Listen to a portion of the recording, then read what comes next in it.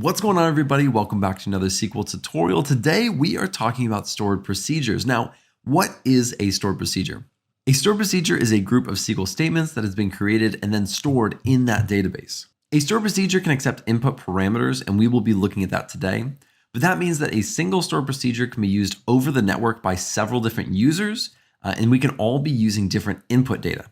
A stored procedure will also reduce network traffic and increase the performance. And lastly, if we modify that stored procedure, everyone who uses that stored procedure in the future will also get that update. Let's start writing out this stored procedure so we can look at the syntax. We'll start off very simple, and then in the next one, we'll get a little bit more complicated.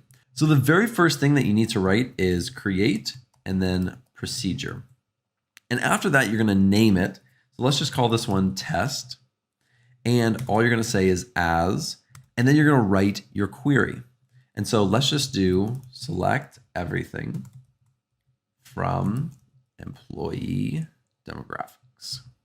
And that is it. We have created our very first stored procedure. Of course, this is super simple, but let's execute this really quick and take a look at it.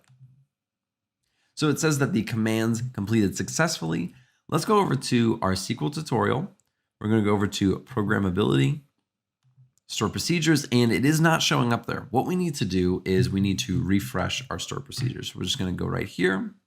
We're going to click refresh, and then there is our stored procedure. Now, how do you actually use this stored procedure that we just created? So let's go right down here, and let's say X, which means execute, and then all we're going to say is test. And we're going to run this, and there we go. So all we put in this stored procedure was a select statement. And so when we actually ran the stored procedure, it returned our select statement. Now let's go down here. We're going to make it a little bit more complicated. We're going to do the exact same thing in create stored procedure. Make sure I spelled that right. And let's call this temp underscore employee. So if you remember from a previous video, we worked on temp tables and we created our temp tables and then inserted data into that. We are going to add that to this stored procedure so we can see the difference between a simple query versus a little bit more complicated query. So I'm going to say as, and then I'm going to insert that in here. Now, what this is doing is I'm creating a table, and then right down here, I am inserting that table. Now, if I create this stored procedure and then execute it, nothing is actually going to be returned. It will insert the data into that temp table, but since I don't have a select statement in this stored procedure, nothing will be returned. So let's write select everything, and we'll just do from, and this is temp employee. And right here, and so now let's create our stored procedure. So that created successfully. Let's refresh over here, and let's execute this. So let's just go down right here and say execute, and it's going to be temp employee. And now we will execute this. And there is our output. Now, really quick, let's go into temp employee, and we actually want to change this stored procedure. So we're going to go over to modify. So when we modify it, a few things are going to show up on your screen. The first thing that you're going to see is it says use SQL tutorial. So it's just specifying the database. The next two things you may not be as familiar with, it's set ANSI nulls and then set quoted identifier. If you don't know what these are, it's not super important. The first one just talks about how to deal with nulls when you're using the where statement.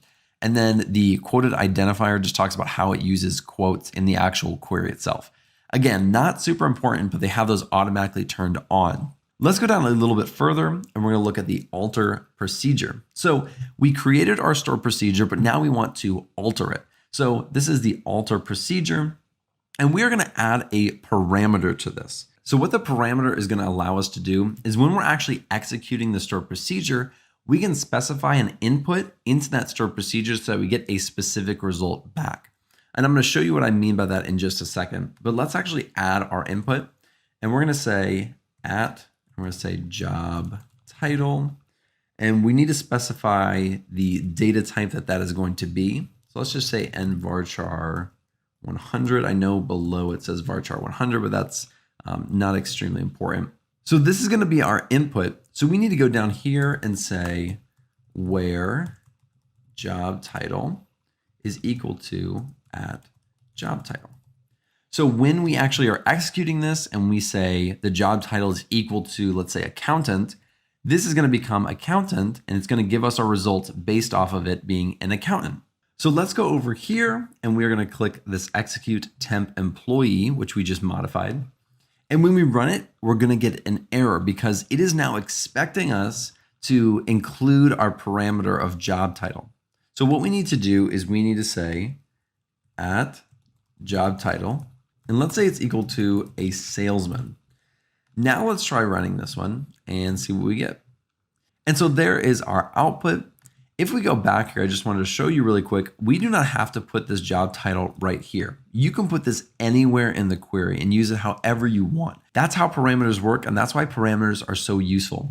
And you can use multiple parameters for one stored procedure, so you don't have to just limit yourself to one or none.